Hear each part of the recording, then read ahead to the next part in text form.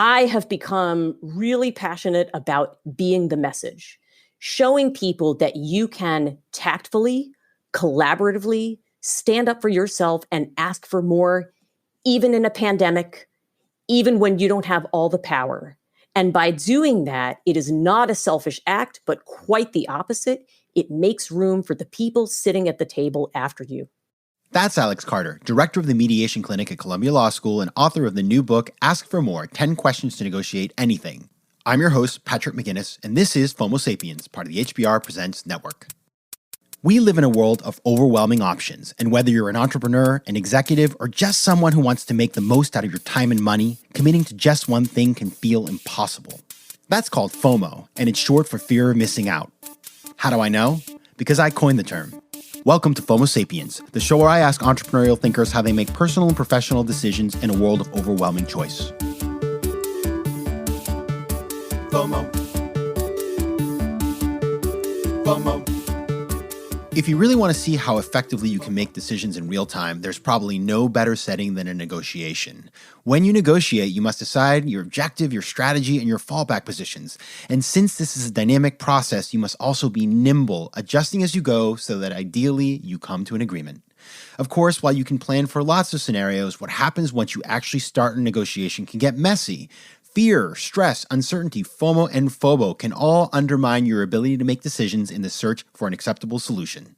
Whether it's a complex business deal or just something close to home like trying to get your kids to clean their rooms, we all engage in negotiations all of the time. And that's why it's important to remember that we can get better at it.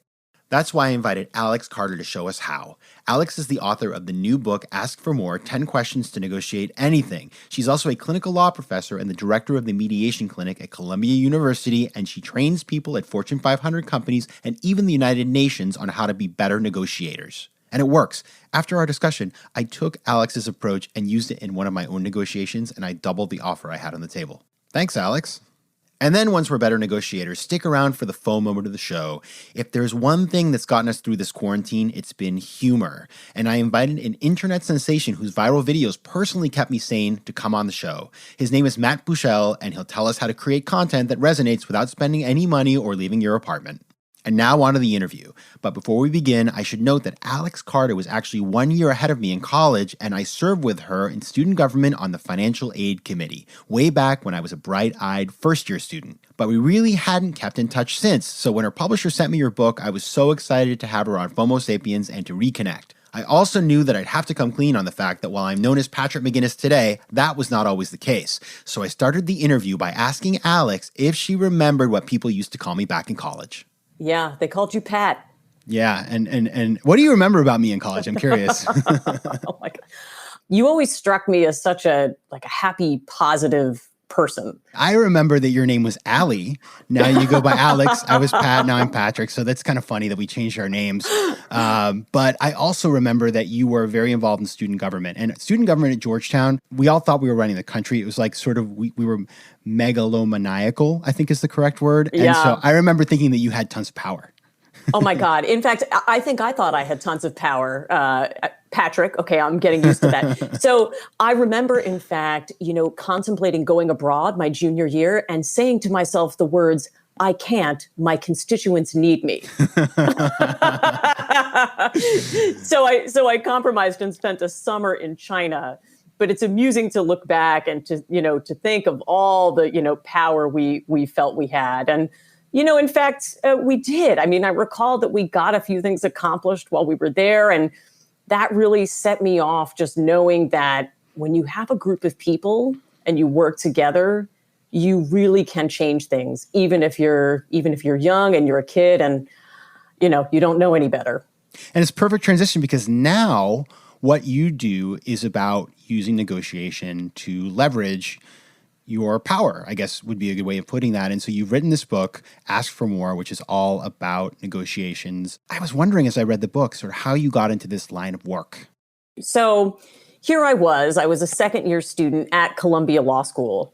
And a friend of mine pulled me aside and said, hey, I just enrolled in this class. It's called the Mediation Clinic. It involves a lot of talking. You'd be great at it. And so pretty much just on the strength of that advice, I signed up for this class and I got trained in how to mediate And I went down to this dingy, jury room in a New York City court. And I sat in front of two people and helped them work out their dispute. And I swear at the end of that hour, it was as though I felt Morgan Freeman's voice coming down from above saying, Alex, this is it. This is what you were meant to do with the rest of your life. Incredibly cool. And I spent then a few years trying to figure out what that would look like and how I could make that work.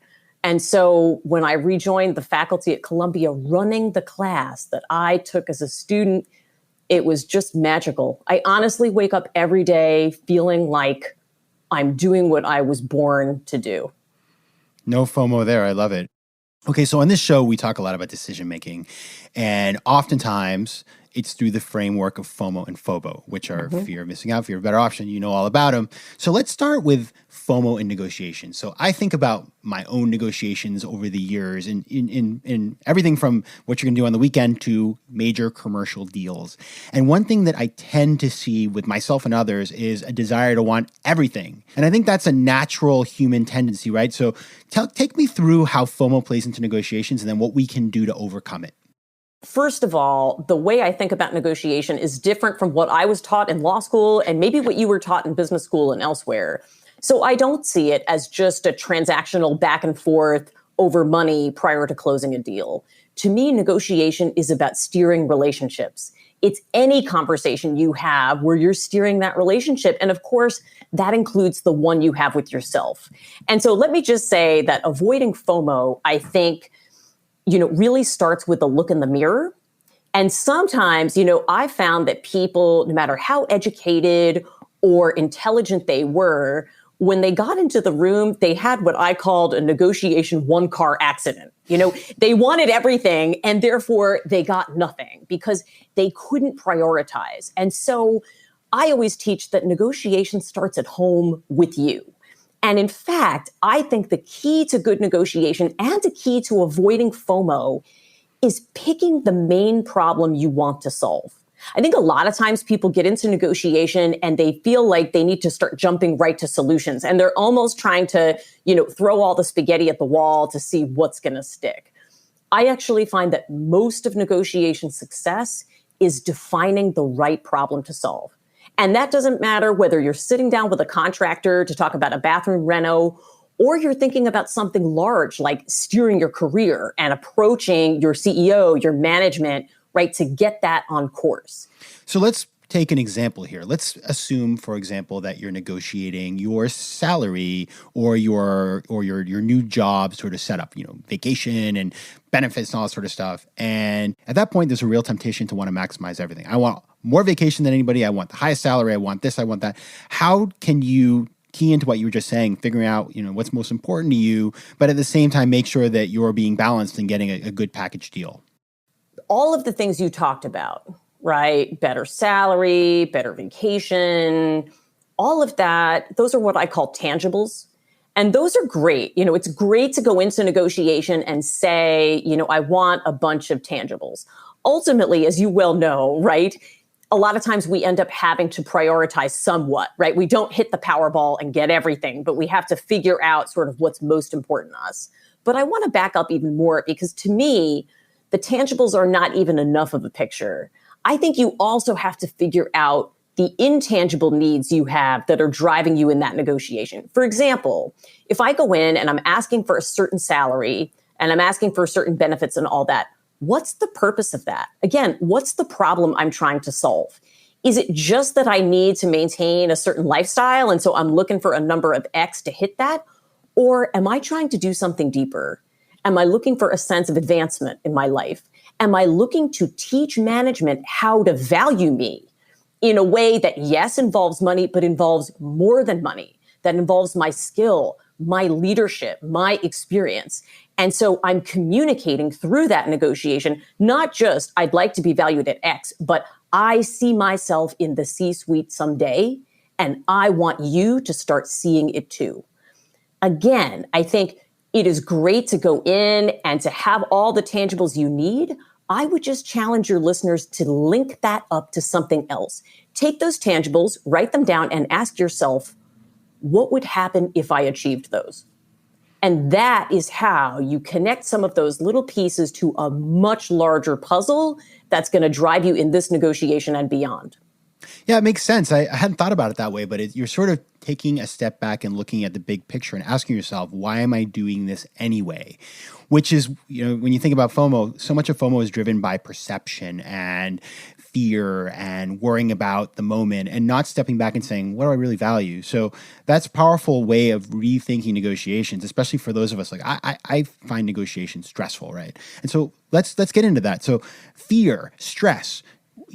Everybody sits down at that table. And I remember when I was in business school, I would sit on the same side as the person I was negotiating with so that we be quote unquote looking at the problem together, which I don't know if that has any value, but there's a lot of emotion tied up into these things. So how can you, as you navigate, control your emotion, your stress so that you can make decisions in a fact-based way rather than an emotional way?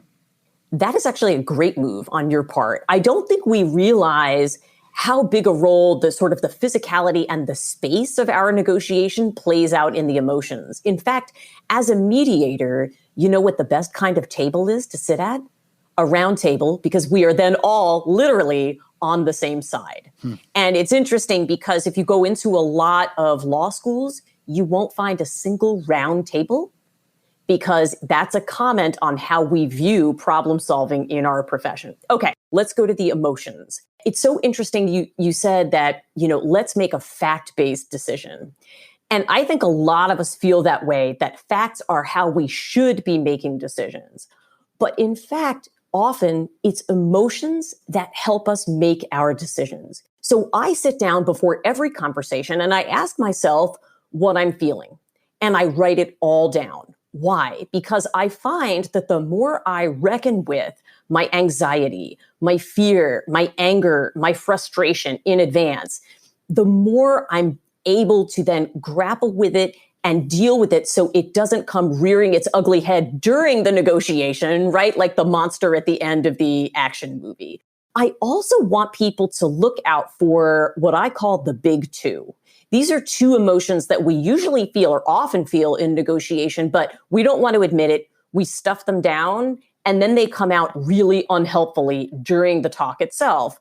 And those two are fear and guilt. And so when you recognize those emotions and grapple with those before you get in the room, you're in such a better place to have a more controlled negotiation. Okay, so now we've dealt with our emotions. We've moved past that, but we have one problem left, which is that we're dealing with other people who are sitting at the other side of the table, or hopefully at the round table or next to us, but they have emotions too. And I'm sure we've all been in negotiations where the other person uses their emotions, yells, screams, maybe tries to make you feel really bad, cries. I mean, there's all kinds of things that happen in these conversations. So when the other person is coming at you with heavy emotions and potentially acting very irrationally, what can you do? Okay, great. I love talking about how you deal with irrational actors in negotiation. And for those of you who have kids in the home, right, you're used to dealing with irrational actors all day long. So the first thing I like to do when I get into a negotiation with somebody is to ask them what their goals are, right? Because then I can use that in a really powerful way. I always do that when I help people and coach them in negotiation. And then I've seen, Patrick, all sorts of unproductive behavior, okay? I mediate in the courts of New York. I've had people threaten to flip tables, threaten to taser each other, and all sorts of other things where there are words that I can't use on your podcast, okay? So when I get what I call sort of an unhelpful suggestion, right? Like, I've got a suggestion for a solution. Why don't you blank, okay? What I like to say is, so you've told me your goal today is X. How does that help us achieve our goal here today? Right? So you've told me that your goal is to settle this case. How does flipping the table help us today? Or how does tasering him help the person today? I like to let people know that they do have agency, right? Ultimately, I may not be able to stop them from flipping the table.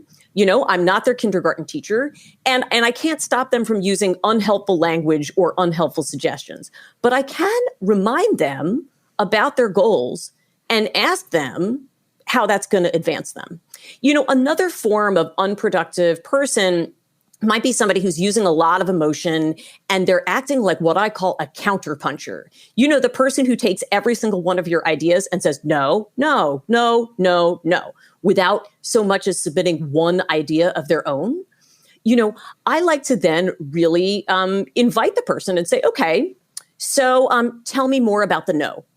And then I sit in silence and I wait for that person to productively contribute. Or I'll say, okay, your turn. I've submitted a bunch of ideas. You've told me that your goal here is to figure out a deal. So I'm now ready for your ideas. The other tool I like to use is I summarize what people have said, no matter how angry, no matter how ridiculous. If they say, I'm so angry, I'm going to flip the table, I summarize that and I say, okay, so you've told us you're angry and you're going to flip the table here today, right? Or so you've told us that in fact, you're not going to stick to the earlier offer you made. You're going to now double that demand to $6 million. Have I heard that right? Sometimes even just having their own words played back reminds somebody to kind of recollect themselves and to move in a more productive direction. I would never want to negotiate against you. That's all I have to say. Okay, I want to move on to FOMO because you sort of alluded to this, the no, no, no, no, no person. But FOMO is this unwillingness to settle, either for ourselves or the other side. So let's take this from the first angle, which is, okay, I get the offer. It meets my needs, but I'm worried, if I just hold out, maybe it could be a little better. I don't want to take the first offer. It's like, don't take the first offer. Maybe the first offer is perfectly fine. How do you think about that? Yeah, I think this is such a, you really put your finger on such a powerful concept. And the way I view it as a negotiation specialist is what I call loss aversion, because people are so afraid of losing. They are so afraid of losing that they will keep moving in an unproductive direction. They will keep pouring endless amounts of money into a lawsuit, for example, that's not worth that much. They're costing themselves more by pursuing this course, and yet they do it because they're afraid of losing. So what I like to do is to reframe the situation to remind people about what they gain, how they are winning. I was on a trip, a delegation of law professors to Israel, and one of the negotiators over there said, we will never figure out how to achieve peace unless we learn how to write the other side's victory speech. And sometimes what you have to do is you have to figure out how to make that person view something as a win, something as a gain. Because the thing that I found, Patrick, is everybody has an audience to their negotiation. And that audience frequently is not in the room. It's the people that we're thinking about back at home. Who's watching me? Other people in my company, people in my industry, my family, the other parents on the Facebook group. So I find that the more you can reframe things from a loss to a gain, here's all the time you're getting back. Here's the money you have saved. Here's now all of the effort that your company can put, not in depositions, but in innovation. That is how you help somebody write their victory speech and be able to kick that FOMO and move on. So you mentioned Israel, and it's funny, as anybody who's been in the Middle East and gone to buy something at the souk knows that there's a haggling culture that it's part of the society. In fact, if you don't haggle, you're looked at like sort of, why are you here? And your experience, I read that you'd spent time in Brazil, and I know you've worked in other places. And so there is a cultural element to this. And so I'd love to hear from your experience how these strategies can be applied in different places and what you've seen in terms of different negotiating styles across the world. The first place to start when you're working cross-culturally is to be able to have some self-awareness, both about, who you are, but also how you're coming across. And so that's what enables me, if I'm teaching around the world, for example, the first time I taught in Japan, I became aware that I was speaking at my full New York volume and probably was blowing out the eardrums of the people around me. And so I brought that down. But then I would say the second part is really looking closely at what you're getting from your counterpart and trying to absorb sort of the rules of the game. The first time I ever haggled, it wasn't a pleasant process. You're not used to it in the US, although one of the things I teach, Patrick, is that much more is negotiable here than we think. But And all of a sudden I found myself saying, okay, right. So how about the good friend price? Or, I'm an American, but I'm not an investment banker. I'm just a professor. So what can you do for me here? And it's amazing how we both engaged in this process with a smile and a, clap on the back. And everybody knew that we had just done, what you're supposed to do, which is to work together to kind of come to a solution. So, Alex, what do we do when we're in a negotiation and we don't have leverage and the other side has all the leverage? How does power play into all of this? Power can come from a lot of different sources and sometimes some unexpected sources. Sometimes I've had people where it was an employer-employee relationship, for example, but the employee, had either some powerful facts on their side, or they were really capable self-advocates, or it was a situation where the more powerful party really didn't want the dispute to become public. So there were unexpected sources of leverage. One thing that I found really helpful in advising people in a negotiation where they're the less powerful party is when you're making your ask, make what's known as an we ask. What does that mean? It means you go in and you say, here's what I'm requesting, and here's how we both benefit. In a way, you're no longer requesting, you're recruiting. You're trying to have that other person, like you did in that negotiation back at HBS, you are putting them on the same side of the table. And that is often how you get results in those power differential situations.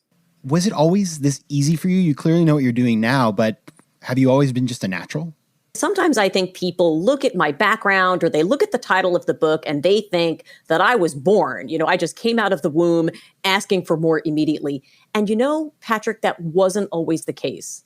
In fact, I suspect, like a lot of young professionals, or even like a lot of women out there, I found that initially I was much better at asking for other people than I was for myself. But then I had a moment. I went in to negotiate my first salary, and I was totally nervous. I put on my power suit. I went in with a pad and pen, and they came in above what I was expecting.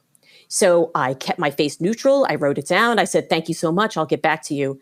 And I walked out and I thought, what do I do? So I called a senior woman in the field. And I said to her, I'm coming to you for advice. They came in above. What do I do? And she said, I'm going to tell you what to do, Alex. You're going to ask for more. And I said, I'm going to ask for more. And she said, yes, because when you teach other people how to value you, you teach them how to value all of us. So if you're not going to go in there and do it for yourself, then do it for the sisterhood. Do it for the women who are coming after you. And since that moment, I have become really passionate about being the message, showing people that you can tactfully, collaboratively stand up for yourself and ask for more, even in a pandemic, even when you don't have all the power. And by doing that, it is not a selfish act, but quite the opposite. It makes room for the people sitting at the table after you. What a great story. The name of the book is Ask for More, 10 Questions to Negotiate Anything, and you can follow Alex at alexcarterasks.com. Thanks for being here, Alex. Thanks. This has been great. FOMO. And now it's time for the FOMO moment of the show. And I'm joined by Matt Buechele, a comedian whose posts on Twitter and Instagram during quarantine have repeatedly gone viral. In fact, I saw one of these videos on Instagram and I watched it 6 times. Then I watched a bunch of his other stuff, which is all taped on an iPhone in his apartment in Harlem. And it really cheered me up. And I think all of us could use that right now. Check him out under the handle at Matt Buechele. That's at MattBooshell. And you'll see what I mean. And here's the thing. Now, while Matt's Twitter following is a respectable 37,000, one of his videos, a parody of corporate America's response to the pandemic, has surpassed 2 million views on Twitter alone. Let's listen to that post. It's called Brands Right Now. I think it's hilarious. And I love the fact that if you listen carefully, you can actually hear some sort of random clanking in the background. A shot of hope, a dash of faith, a can of Pepsi. We're all dealing with the burdens of stress and anxiety. It can make you want to pull your hair out. At Johnson & Johnson, our new Strength Revitalizing Shampoo, the uncertainty of day-to-day life can take a toll on anyone. That's why Fruity Pebbles has teamed up with Red Cross. Over 2 million views. Wow.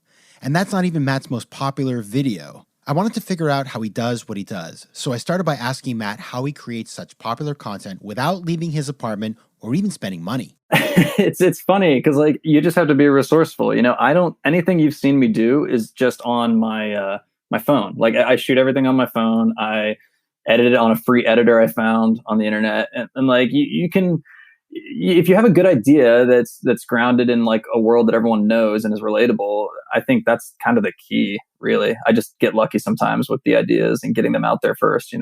What's the secret to making something go viral? Not just one time. You're not a one-hit wonder, but doing it over and over again. I mean, dude, I wish I knew. I wish I could give you like a formula, but in general, I find that the best stuff is the stuff that people are going to want to share with their friends. Like I can make something that most people would look at and be like, oh, it's a funny video. But if it has that factor where someone is going to want to like send it to their friend and be like, yo, this is totally us, or yo, this is exactly you and me at the last year. Yeah, that's when people really start, it explodes because everyone has some kind of story that they can relate to the video specifically or a memory about it.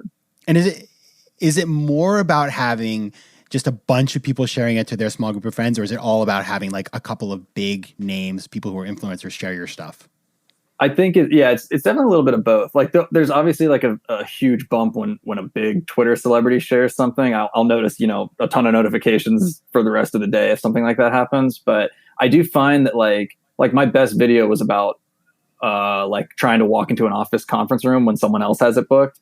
And I think that one did so well because it was being shared by like students who deal with that at the study hall. And like it was being shared by, anyone in the workforce who works at like an office with shared spaces. So yeah, as much as like the big names can really boost your, get your stuff out there, it's also very helpful to just do something for, people like you and me, just regular people that live, a pretty regular life. And so I'm curious of the sort of influencer names, people that you, when you log into Twitter and you see that they've shared your stuff and sort of your jaw drops, who are those people? Very recently, it was Chrissy Teigen retweeted one of my videos and that like exploded for a couple days. I know Jane Lynch shared one of my videos recently. It's just like, it's exciting, and because you're like, oh, these are people I admire what they do, and they've got a good career. So it's cool to be like, oh, they're saying what I'm doing is funny and valid, and it's reaffirming. Now you're trapped in your apartment making these videos for who knows how long.